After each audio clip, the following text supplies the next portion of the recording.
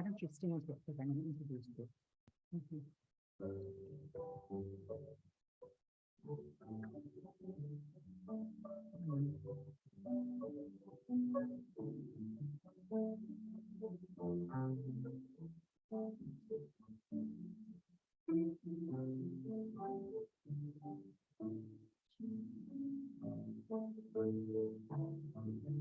I love this so much. It's from my Catholic background.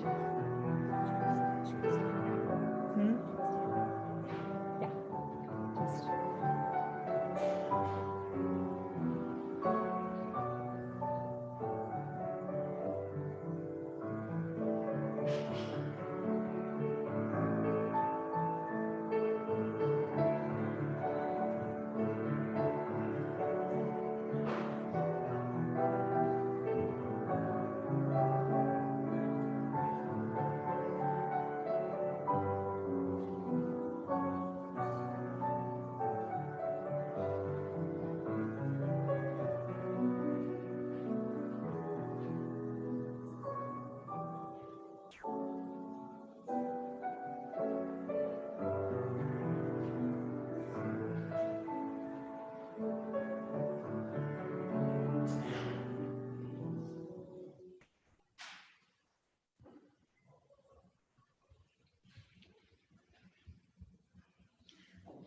Good morning. I'm Jane Ford, your worship associate today. Cassandra Montenegro is our worship leader this morning. She is a third-year Master of Divinity student at Harvard Divinity School and is on the Unitarian Universalist track there. She is a past recipient of the Marjorie Bowens Wheatley Scholarship from the UU Women's Federation and is a former Harvard Divinity School Billings Preaching Prize finalist. Cassie is actively engaged in scholarship that raises questions about anti-Blackness, ancestral spiritualities, and belonging in her Cuban-American diasporic community. She is a member of the UU Congregation of Miami and First Parish in Cambridge's People of Color Caucus. While at Harvard, Cassie has served as a chaplain intern for the Office of Religious and Spiritual Life, leading contemplative bird walks. And today, she will share with us on the topic of bird watching as a spiritual practice. Welcome, Cassie. All right. Now, before we actually start the service, following in Emily's routine, we're going to do a few announcements, and they're a little more than usual because what's coming on Saturday? Yeah, and lots of us need to help, like all of us need to help. First of all, not related to, well, the holiday greens, people who want to help work on the holiday greens, see Lauren Chartier or Linda Loring, and they're going to be done. Let me find the dates. This week at some point, they'll let, Wednesday and Thursday from 3 to 8 at Colchester Farms. If you want to help work on the greens, that's where we'll be. Then, looking towards Saturday, the jewelry tables looking for your bling. This was a big hit last year. And jewelry donations can be brought in today or given to Deb or Carmen by Friday so they can set things up, untangle all those jewelry knots. All right, then it's time to get out those cookie sheets and your delicious recipes. We're known for our cookie walk. So please bring in any time Friday about 9 a.m. Saturday morning. And they need help working the walk from, I think it's like 8:30 to 10:30 because people love it and they get here early. So let Deb know as soon as possible so she can get a good night's sleep, that she'll have enough help. And then the Silver Bells Cafe. We all know that we provide food, and that Silver Bells, I think, is our largest fundraiser, and the food is a big part of that. So it's one of the most profitable, the cafe is one of the most profitable sections. I think that and the cookie walk. So if you're able to donate items, just check out our newsletter, and there's a site you can go to sign up for what you can bring. So I think that's what we're looking at for now. Did I miss an announcement on anybody's table? I can't point at us. Oh, I skipped that part. Sorry, I told you I would do it. Once again, for the 1000th year, Kristen is organizing the poinsettias. So see her if you want to sign up for one. Is it $12? Okay, $12. She's going to get 25, and you can bring them home after the Christmas Eve service. Anything else? Okay, now we can move on with our service. Okay, all right, so welcoming all of you to First Parish Kingston. Many of you have been here before. Whether you've been here one time or 1,001 times, you are welcome. We are open to everybody and everyone. And to learn more about us, please feel free to come to coffee hour across the street afterwards. Okay, you're right here, perfect. It's time for our chalice lighting this morning. And this morning we light our chalice with these words by Terry Tempest Williams. I pray to the birds. I pray to the birds because I believe they will carry the messages of my heart upward. I pray to them because I believe in their existence, the way their songs begin and end each day, the invocations and benedictions of earth. I pray to the birds because they remind me of what I love rather than I fear. And at the end of my prayers, they teach me how to listen. I invite you to rise in body or spirit as you are able for our opening hymn, number 15, The Lone Wild Birds. I think it's probably in the grade.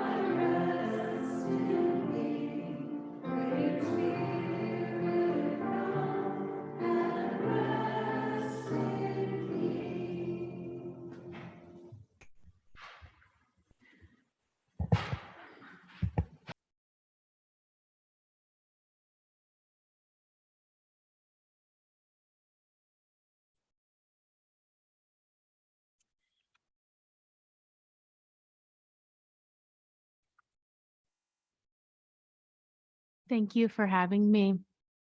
Thank you for opening your arms to me this morning. I would like to invite you to join me in a prayer or not prayer, depending on how you view it, depending on how you feel about the word and the practice. I like to call it sometimes a prayer sin oración, a prayer without prayer. But this morning's prayer, I didn't want to shift things up too much. It might be familiar to you because this is your Reverend Bruce's language. Spirit of life, holy presence that is within and around us all.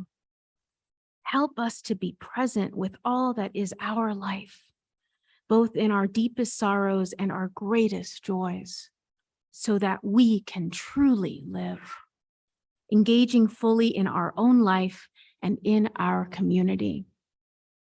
Spirit of community, help us know how linked we are, how each one of us, how each one of our cares touches us all. Help us to ask for support when we are in need and offer our support to others when we are able, so that we may rest in the solace of one another's love. Spirit of love, help us to love our neighbor as we love ourselves, so that we might fully embody love and resist hatred Spirit of resistance, help us to stick up for what is right, even when we are tired or afraid. Help us to dream of the world as it should be and act to bring that world about. Help us to find hope each day. Spirit of hope, let's not forget you. Help us through this day and every day. Help us to be present for ourselves and for each other with love, courage, compassion, and humility. In the name of the love that surpasses all understanding, we pray and not pray.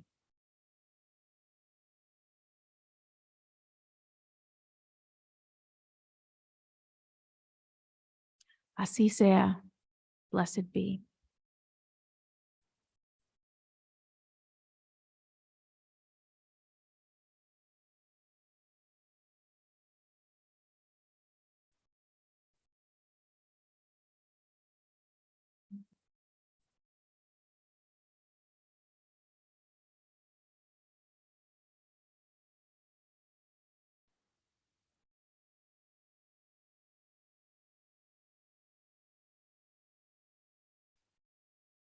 My understanding is that we now sing part 1. Yes? Okay. May love be your guide, and it's on this card.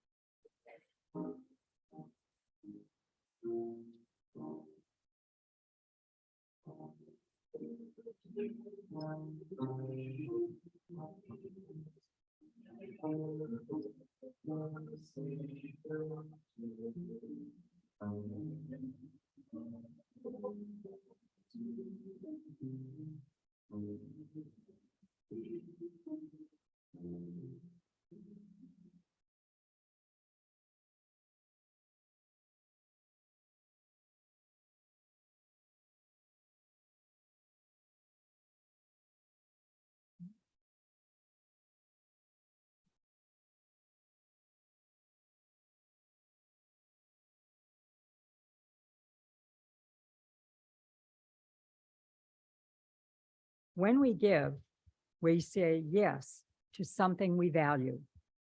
In this congregation, we take up an offering each week to say yes to the values of our UU faith and yes to the beloved community. Please give as you are able. Today's offering will be gratefully received. Our offering anthem is Something Told the Wild Geese by Sherry Potterfield.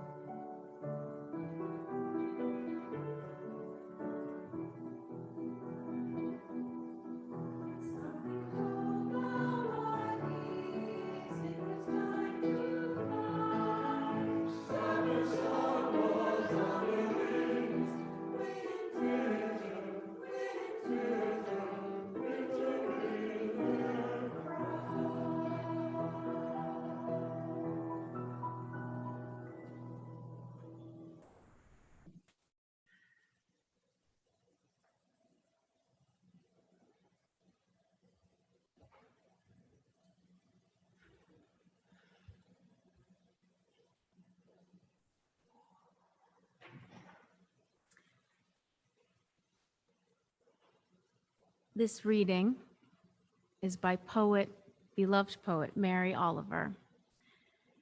It's titled, "Where Does the Temple Begin and Where Does It End?" And for the reading, I invite you, as you are comfortable, to look outside these windows. And if it doesn't bring you comfort and joy, you can close your eyes.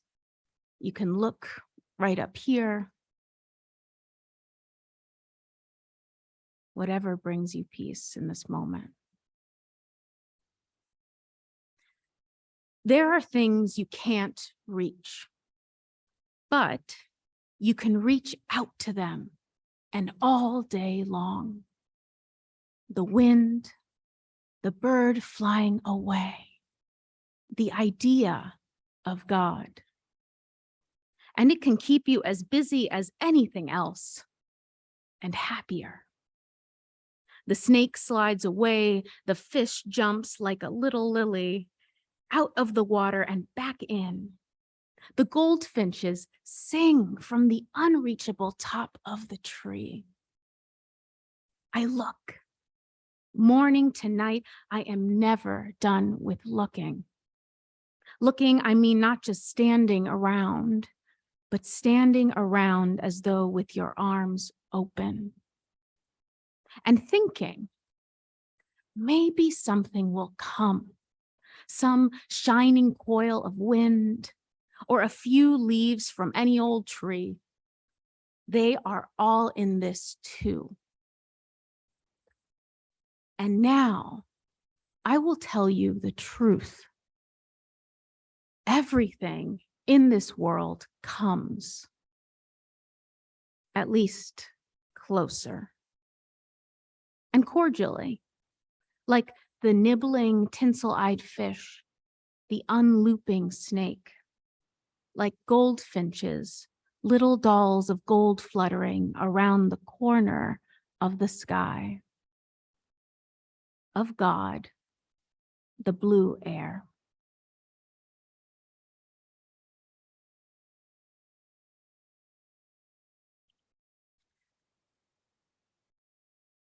I want to thank you again for having me this morning, for Reverend Bruce, for inviting me, and for all who worked together this morning so we could be here today, both putting together this place and the homes that we have. I'm going to ask you 3 questions to start off the sermon. And knowing me, it's probably more than one question in one of them, so bear with me, please. Where is your temple? Where is your God? Where is it you orient your body and direct the silent longings of your heart when your voice fails you? Because we are human and our voices do fail us. When I find myself failing, and it's quite often, because I feel pretty human, I am learning to listen to practice and what practice means to me. Now, growing up, in part, that used to be kind of a scary term. I had to practice my piano. I had to practice doing the dishes. I was not very good at that. My father can attest to it. Then I think of this term spiritual practice. I think that's what I'd like to talk about most today.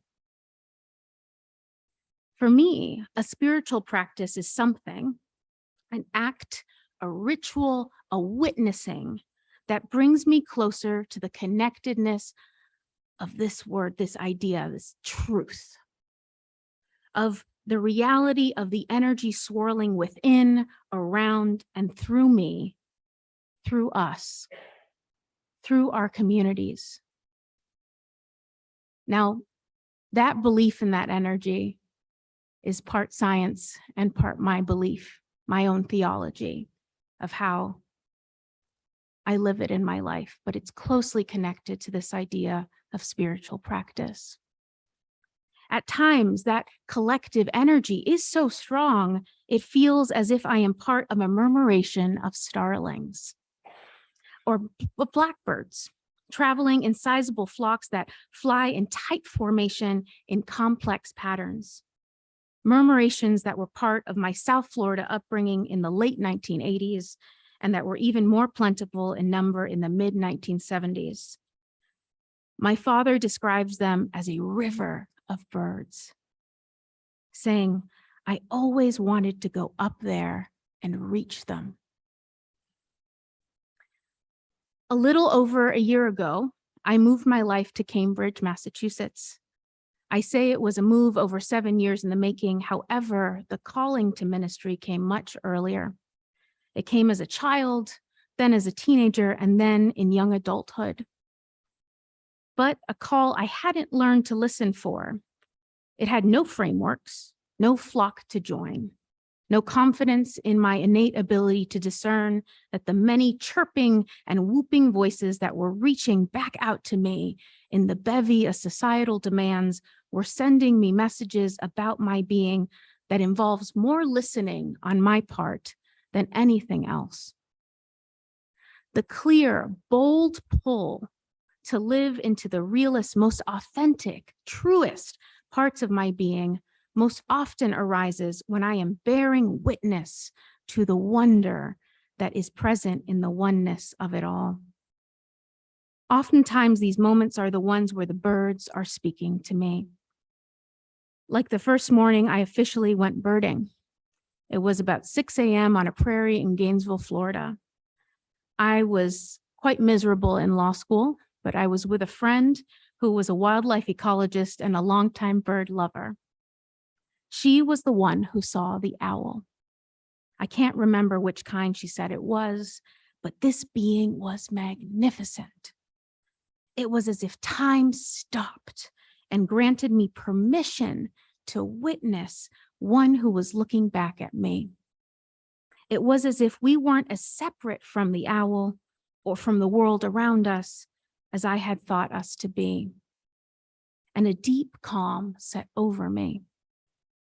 And if it hadn't been for my friend, eyes and body practiced in slowing down for the stillness of the moment, I would have missed it. I would have still been in bed asleep. I do seem to often rely on people in my life to point out what I am missing. Fall migration is over. We are now entering the winter, and there are birds around. But it's a time where some of us begin hibernating and are reaching out again for warmth and community. Not long ago, the tiny community of my upbringing around my grandparents was where I found some of that warmth. My 96-year-old grandmother reminded me, though, that I always loved birds. My grandfather Yayo would prop me up on an outdoor brick barbecue at the end of the day. I would stand tall with his hands on my back, holding me steady as I would wave goodnight to the birds that passed over their home in Hialeah, as a witnessing and acknowledging a despedida. That was likely my first experience with birding as a spiritual practice, a devotional act of honoring something beyond ourselves, ushered intergenerationally, relationally from grandparent to grandchild.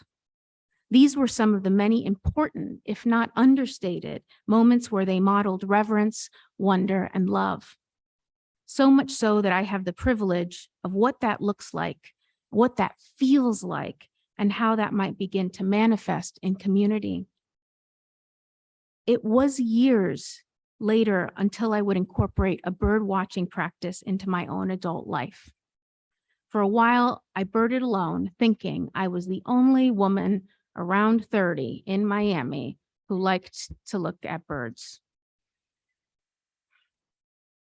But then I discovered the Phoebes, a group of female-identified folk who went out and found community in the birds and with one another, and a good birding brunch afterwards. It was relaxed. It was inclusive. I felt safe. I felt like I could live into parts of myself that felt dormant or just disconnected for so long.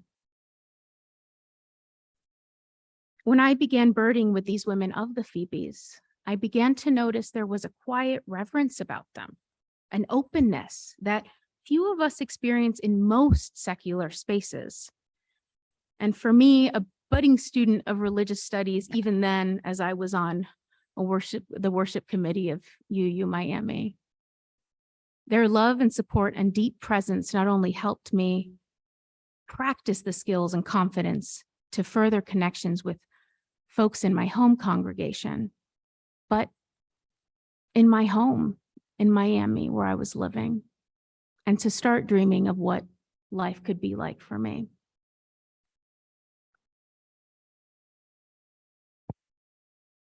For me, being in community together in reverence of the birds was and is a dynamic relational spiritual practice, one that many of us can safely do anywhere there are birds, anywhere we are willing to be in reverent relationship with them and one another. However, I'd never had, I don't think, an overt conversation about this with the Phoebes, but one of the reasons that it seemed to have been formed was to create safe space for folks when birding. Not everyone has the privilege of walking safely outside alone, binoculars in hand with curiosity and love for nature. Some of us know that in our bodies much more than others, and maybe sometimes much more than we'd like to think. There traditionally has been a great deal of sexism in birding, so much so that one of my ministerial mentors, when I told her about first preaching on this and coming up with a sermon, she's like, oh, birding, it was a painful practice for her. And sometimes it's something that we struggle with in community. Many Black and other minority birders also know all too well the hostility and threats faced due to sexist, racist, and other intersectional assumptions that they don't belong in certain neighborhoods or natural areas or in community. For white identifying, white passing folks, one need only remember the case of the Central Park birding incident in May 2020. And also remember the joy of Black birders in the Black Birding Week that came after. Now there is a generation of young Black and minority birders like Cornell's Isaiah Scott, a sophomore, doing beautiful things about awareness and visibility and enthusiastically ushering in a new generation of inclusive birding, all while continuing to face the realities of climate catastrophe, finding ways to more safely stay connected to and listen with one another in this ever-changing world, a world where we walk on land that is not ours. About a year and a half before I moved to Cambridge, the people of color group in First Parish of Cambridge began to teach me a great deal of what it means to listen in UU community, what it means to walk and acknowledge land together. I was first encouraged to reach out the spring before Divinity School, and they welcomed me in. It was still early on in the pandemic, a time where I largely lived alone. I could no longer go birding in person with the Phoebes, and community connection was sparse. Their love support, and deep presence not only helped me practice those skills and gain that confidence, but it sustained me through the first year of virtual divinity school. And then last year in person when I was getting my bearings up here in Massachusetts. I attended when I could, albeit less frequently at that point, as I had been here close to 6 months, and we began talking about going on a contemplative bird walk together. I had started doing so in community again and even had been coaxed to guide some at the Divinity School. They listened along with me. They heard my fear and my trepidation. Could I do it? Could I co-create an inclusive space? And we found our way to a morning at Mount Auburn Cemetery for spring migration, walking, sitting, sharing, looking, gently listening to one another and to the birds, feeling through our discomfort and our joy. This fall, I haven't yet been blessed with the experience of a murmuration of blackbirds or starlings. And as we go into the winter, I sometimes wonder when or if I next will experience one, as large flocks have largely diminished in number, largely due to human intervention. These days, much of what I find myself doing on bird walks and otherwise is reclaiming that wonder and connectedness of my youth, of looking at the birds with my grandfather, finding spaces where it feels safe enough to be myself in my own fullness of prayer, of wonder, of practice, and sometimes of not prayer. Spaces that invite us to be open to what it means to be open to one another in the listening.